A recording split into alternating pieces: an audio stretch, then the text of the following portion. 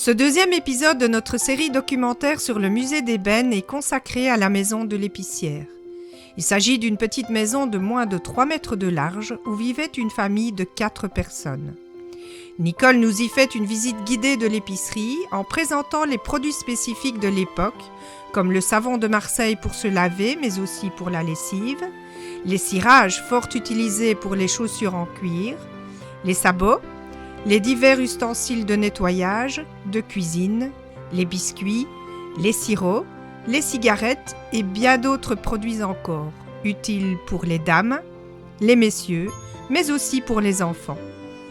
Nous y découvrirons également le lieu de vie de l'épicière en visitant une pièce très importante pour la famille, l'arrière-boutique. Celle-ci servait de cuisine, de salle à manger, de salle de bain, de salle de détente. C'est là que les journées se passaient en dehors du magasin.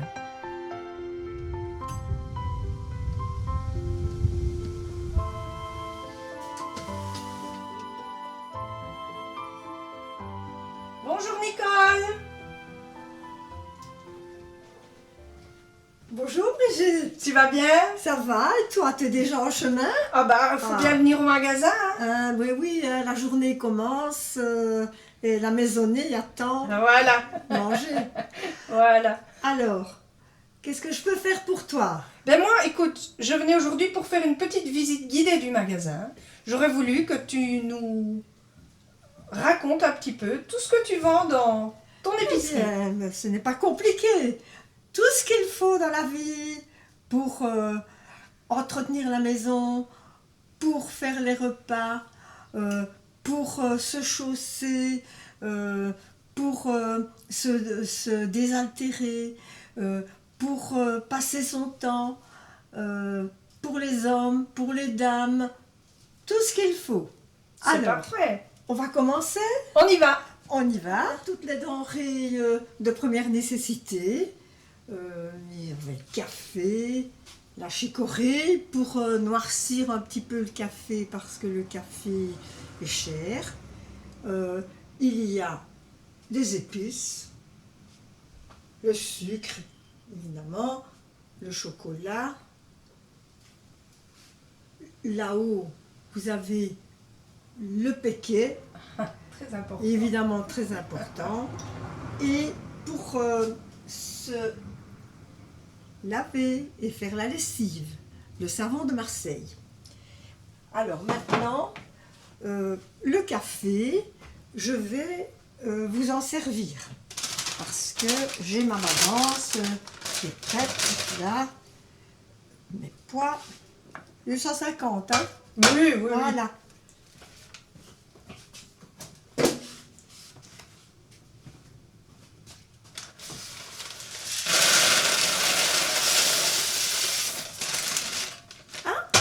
Ah ben j'ai l'œil. Parfait. Voilà, 250 grammes de café. Vous n'oublierez pas un peu de chicorée pour le foncer un petit peu, il sera meilleur. Oui, mais dis-moi, moi je ne pourrais pas le consommer comme ça. Je n'ai pas de moulin pour le café. Ah oui, mais ici, nous avons un moulin qui a déjà été électrique parce que l'électricité est arrivée ici entre les deux guerres. Le magasin a continué jusque dans les années 50 à fonctionner. Donc, nous avons la machine à café et nous allons vous le moudre. Tu sais moudre le café, D'accord. c'est parfait. Alors, maintenant, je laisse. Ça fera 15 francs. Waouh! Ah, le café est cher. Je sais, mais si tu n'as pas... Non, j'ai pas. À l'ardoise alors.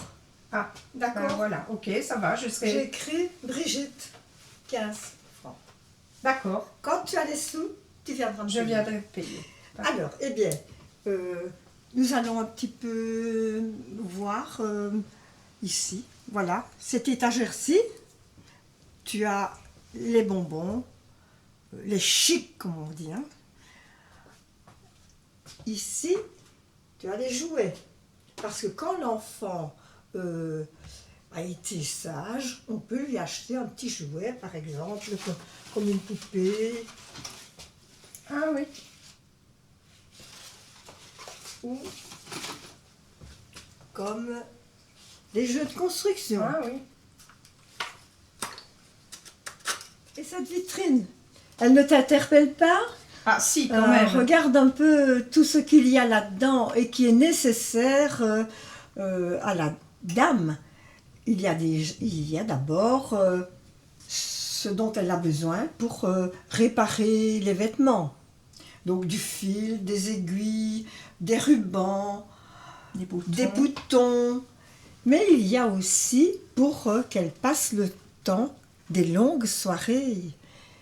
Ici, les fils à broder, faire des dentelles, les dés à coudre, encore d'autres rubans. Et aussi le maquillage. Quand on va visiter la famille ou quand il y a une communion, il faut quand même un peu qu'on soit très bien habillé et un peu parfumé. Donc le soir de Paris et tous les rouges à les lèvres, poudres, rouges à lèvres. Et même, il y a ici des vêtements. Voilà. Tu vois, Ah oui. les jolis vêtements. Donc bien elle fabriquait taillés. aussi les vêtements. Oui, oui, oui. Et elle les réparait. Alors, nous avons parlé des dames, mais nous allons parler un peu des messieurs. Les messieurs, leur passe-temps, de quoi s'agit-il? Il s'agit de fumer. Tout le monde fume entre les deux guerres et jusque dans les années 50 et encore après. Voilà les boules d'or, les Belgas, les Saint-Michel, Les Gauloises. les Gauloises. Et pour nettoyer les pipes, on a des cure-pipes, parce qu'on fume la pipe, ou on fume le cigare. Ici, nous avons le matériel pour les enfants, pour aller à l'école. Donc, il y a des ardoises, du papier à lettres, parce qu'on écrivait une belle lettre à son parrain, sa marraine, pour le nouvel an. Des taille-crayons, de l'encre, les porte-plumes. Alors, pour l'entretien de la maison, on a quelques poudres anti-vermine, mais on a aussi les cirages pour les chaussures, parce que pas de basket à l'époque, donc ce sont des chaussures en cuir. Ou des sabots. Voilà, les sabots. Ça, c'est la chaussure courante, le sabot. Alors, voilà les seaux en zinc pour le nettoyage de la maison, avec les savons que l'on peut mettre fondre dans l'eau pour le nettoyage, les teintures pour les rideaux. Il ne faut pas oublier qu'à Pâques, on rénove un peu la maison, on repeint et on teint les rideaux. Et pour garnir les étagères, on a des petits faux galons pour mettre devant Les étagères. les étagères. Et ça fait plus joli. Parlons maintenant de ce que vous voyez là-bas. Je viens de parler des seaux en zinc. Eh bien, il y a toute une zinguerie, fer blanc, et les râpes, le passe-vite. Oui, Sais-tu ce que c'est qu'un passe-vite? c'est pour passer les pommes de terre, faire de la Oui. purée. Oui, faire de la purée, exactement. Le passe-vite. Alors, éventuellement, pour le monsieur, une hache pour couper le bois dans le jardin, pour faire le feu. Alors, quelques brosses, dont la grosse brosse pour peindre, qui est ici, et qui sert donc à chauler, Oui. la maison par époque. Le goupillon, blanc pour faire la vaisselle. Ah oui. Bien souvent, la vaisselle, même sans savon, on lave la vaisselle. Voilà les sabots d'enfants. J'ai montré les sabots de dame, voilà les sabots d'enfants, car les enfants chaussaient les sabots. Les bottines en cuir, c'était pour les fêtes et le dimanche. Et le matin, qu'est-ce qu'on entendait dans la rue? Quand il faisait froid, on mettait de la paille dedans. Donc voilà des petits sabots. Et nous avons... J'ai parlé tantôt de cirage. Oui. Et voilà les bottines de madame, de monsieur, que l'on cire tous les jours. Ah, les chaussures de madame. Oui. Madame.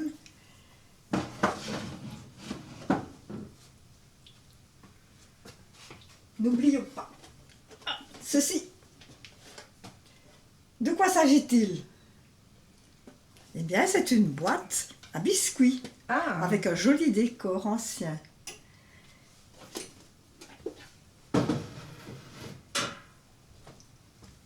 alors, oui, tu nous parlais de poudre à lessiver. Il n'y avait pas que du savon de Marseille. Non. On avait aussi des marques Oui, de poudre il y à... avait les Sunlight, Sunlicht, mais alors il y avait les poudres à lessiver dans des petits paquets parce que il fallait les utiliser avec parcimonie. Mhm. C'était assez cher. Donc il y a des marques comme Vigor, Soleil, Persil qui existent encore maintenant. Le Vim pour écurer, parce que il ne faut pas oublier que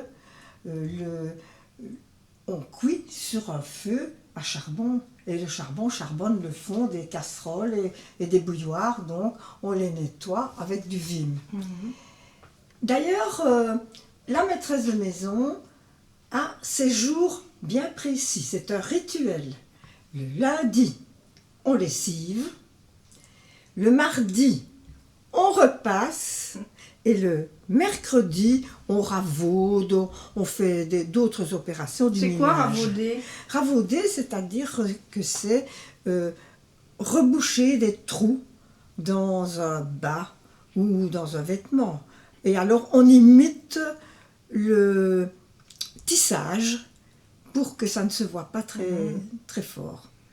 Et à part ça, quand on a besoin de boire un petit coup, on a le péquet, qui est la boisson traditionnelle, et on a quelques limonades. Voilà, la limonade qui est... Oui, c'est pas grave. Voilà les bouteilles. Ça, Et c'est donc, il n'y avait pas que les dames qui venaient ici dans le magasin. il y avait les hommes qui revenaient du travail et qui venaient chercher une bouteille pour boire avec des copains à la maison. Donc une bouteille de Bon, dis-moi, péquet. Nicole, je suis interpellée. C'est quoi ce petit machin là brillant? Ah, ceci, c'est Oui. un pain de sucre.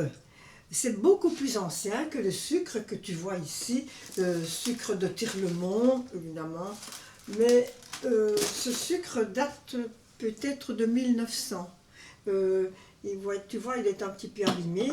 Alors, on coupe les morceaux de sucre, on les pèse, comme je viens de le faire, et on peut l'utiliser en le concassant. Le pain de sucre, voilà comment il se présente encore dans les années 50. C'est un sucre qui vient du nord de l'Afrique. Et les gens achetaient le paquet comme ça ou bien ils prenaient par morceaux? Par morceaux, avec la pince à sucre. Voici un ingrédient très utile dans le ménage. Qu'est-ce que c'est? C'est le vinaigre. Le vinaigre sert à beaucoup de choses. Par exemple, nettoyer, bien entendu, mais aussi fabriquer une boisson très désaltérante en été. Car à l'époque, tout le monde n'achetait pas de la limonade. Alors, on prend un verre, on y met de l'eau, 2 morceaux de sucre, 1 ou 2 cuillères de vinaigre, on mélange le tout et on le donne aux enfants, avec parcimonie évidemment, c'est du vinaigre, c'est quand même un peu astringent. Alors ce vinaigre peut être fait dans la région liégeoise, jusque Verviers, Theux, etc. Donc très utile. Oui, Herstal ici, je vois, oui. Et Herstal, très utile. Brigitte, alors, nous avons visité le magasin, mais maintenant nous allons visiter ma cuisine, car moi j'habite ici et j'ai mon ménage. Alors, allons-y. Je vais un peu te montrer la façon dont vivaient nos ancêtres jusque dans les années 50. Voilà, ici, la table. La table sert à beaucoup de choses. Elle est souvent encombrée. Tu vois, l'incontournable petit verre à péquet, dont on a vu tantôt les barils. Le bol pour prendre le café le matin. Le deuxième.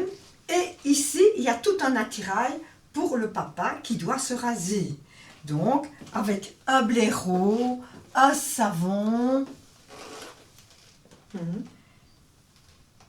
et le rasoir. Ah oui. Sans oublier la pierre d'Alain, car lorsqu'il se coupe et qu'il saigne, c'est avec la pierre d'Alain qu'on arrête l'écoulement du sang. J'ai parlé du passe-temps. Les dames un peu romantiques lisent Nous deux. Mais elles doivent lire aussi L'Appel des cloches. L'Appel des cloches qui est le journal chrétien et qui paraissait dans toutes les maisons. La Libre Belgique, c'est pour les messieurs. Nous avons parlé des passe-temps de dames, mais nous avons aussi le ravaudage du mercredi. Alors on utilise l'œuf en bois pour ne pas se piquer avec l'aiguille lorsqu'on répare les trous. C'est astucieux. Oui.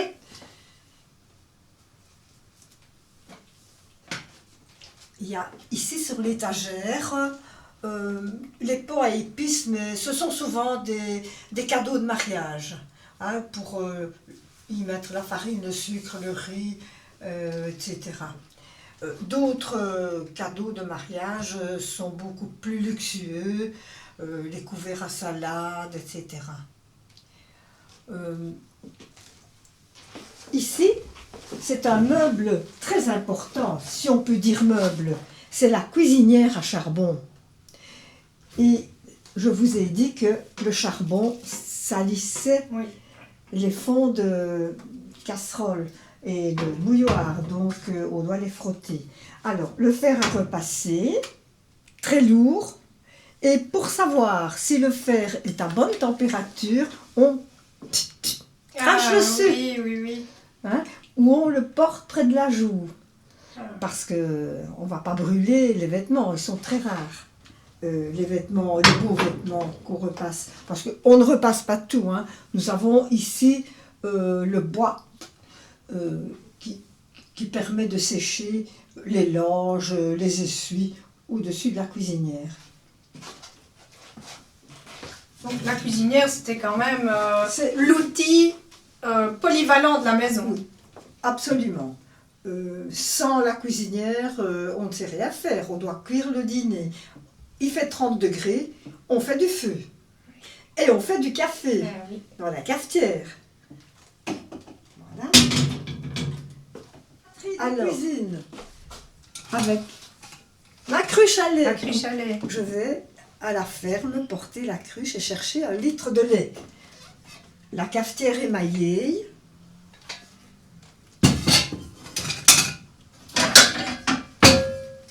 La lèche frite pour mettre la viande au four.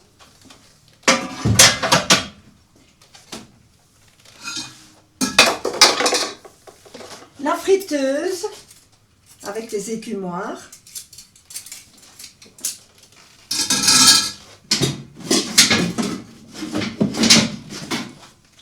Le pilon pour écraser les pommes de terre quand on n'a pas passe vite, mais il y est. Il y en a Voilà, encore. mais on les garde parce que on se dit toujours, on ne sait jamais, on pourrait en avoir besoin. C'est comme ça que j'ai conservé le moulin à café de ma mère et je m'en sers encore de temps en temps. Ça roule. Et remarquez, ici, vous avez un attrape-souris, car dans les maisons, la vermine était présente et les souris également. Donc il fallait les éliminer. Donc dans toutes les maisons, on avait l'attrape-souris.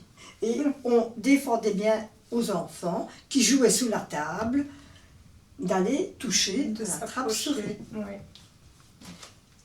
Ici, il y a les cadeaux de mariage et la vaisselle.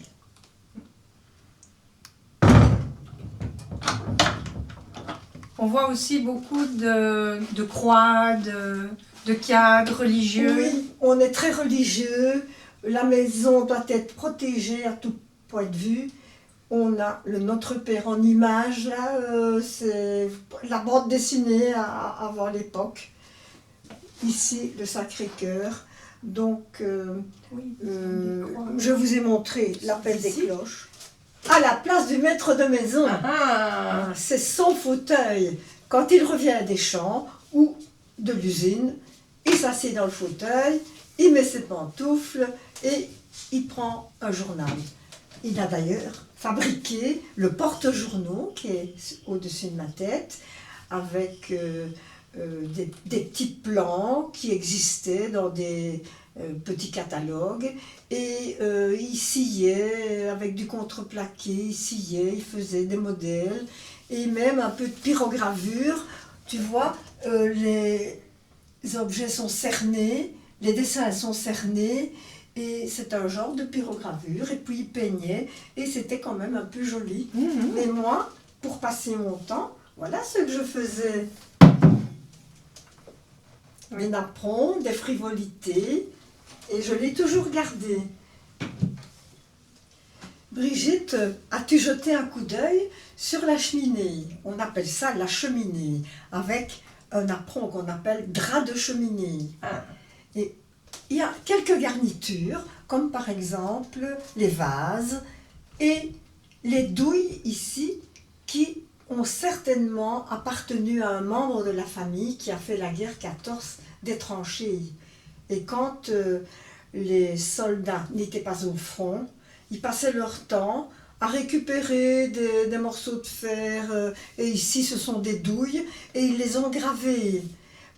Ils les ont rapportées, bien entendu, précieusement, pour conserver un souvenir de ces mauvais moments. L'horloge est tout à fait nécessaire. On entend bien le bruit de l'église. Ding, dong. Mais ici, c'est nécessaire parce que quand papa revient à midi ou à 5 heures, ça dépend comment la journée est organisée, il lui faut son repas. Le repas doit être prêt. Très important, la salière. Toujours à portée de main. Donc en fait ici Nicole, la pièce elle sert de tout, de cuisine, de salle à manger, de salle de bain et il y a un robinet. Il y a un robinet qui a été placé entre les deux guerres parce qu'on a placé l'eau alimentaire. Certaines personnes ne la voulaient pas parce qu'il fallait payer l'eau, mais ici on a accepté le robinet et je ne sais pas si tu remarques, mais l'évier n'a pas d'évacuation. On évacue l'eau usée dans une cruche ou dans un seau et on va la jeter à l'extérieur. Tu vois les produits d'entretien parce qu'on a quand même une certaine opinion de l'hygiène, hein, la soude pour nettoyer, le savon, le sable pour frotter la table et les chaises en bois, le nécessaire à chaussures. Juste avant de partir, on redonne un petit coup pour que ce soit bien brillant. La ramassette avec la brosse pour ramasser les détritus, car on en fait quand on nettoie des légumes. on Les voit... brosses, oui. Oui, les brosses, bien entendu. Et- Mais ça, c'est spécial. C'est le peigne à poux. Tu vois comme les dents du peigne sont très rapprochées. À l'époque, dans les années 30, 40 et même 50, les enfants revenaient de l'école avec des poux dans les cheveux et des lentes. Donc, la maman vérifiait les cheveux tous les jours et avec le peigne, elle peignait. Elle récupérait les poux dans la main, les jetait dans le feu ou à l'extérieur. D'ailleurs, à l'extérieur se trouve aussi le WC. Hein, c'est une petite cabane en bois avec une planche, un trou, et on va faire ses besoins dans le jardin. Donc, quand même un souci d'hygiène important. Quand l'enfant a soif, j'ai parlé d'une boisson spéciale, mais il y a l'eau, et il boit de l'eau. La petite pinte est pendue au crochet. D'ailleurs, à ce crochet, on pend les essuies pour les verres, les couverts, les assiettes, séparément. Et l'enfant prend de l'eau au robinet, la boit et repend le petit objet qui sert à boire et qui s'appelle en wallon un pété. Un pété, c'est-à-dire un mug. Maintenant, c'est un mug. La batterie de cuisine n'est pas loin de l'évier. Parce qu'à tout bout de champ, il faut rincer une louche ou une écumoire.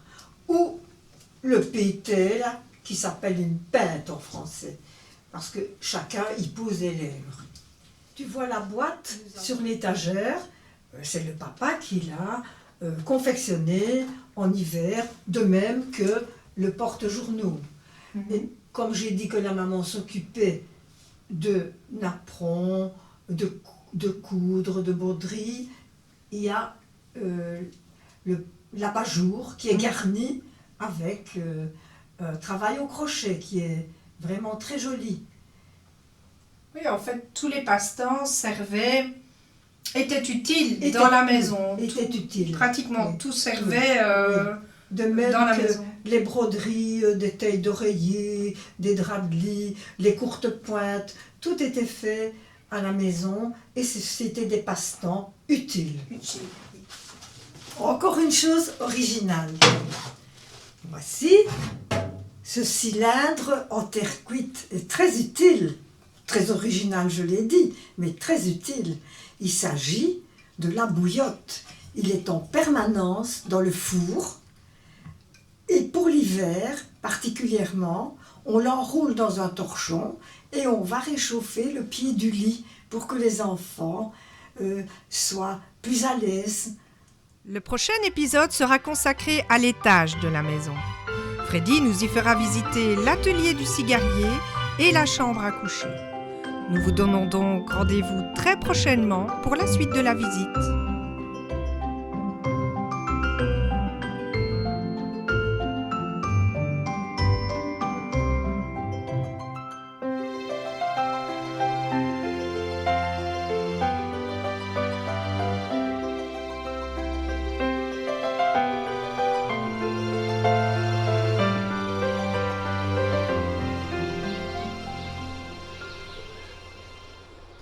Merci d'avoir choisi TV Passion, la seule TV web dans la vallée du Gers. Alors, abonne-toi.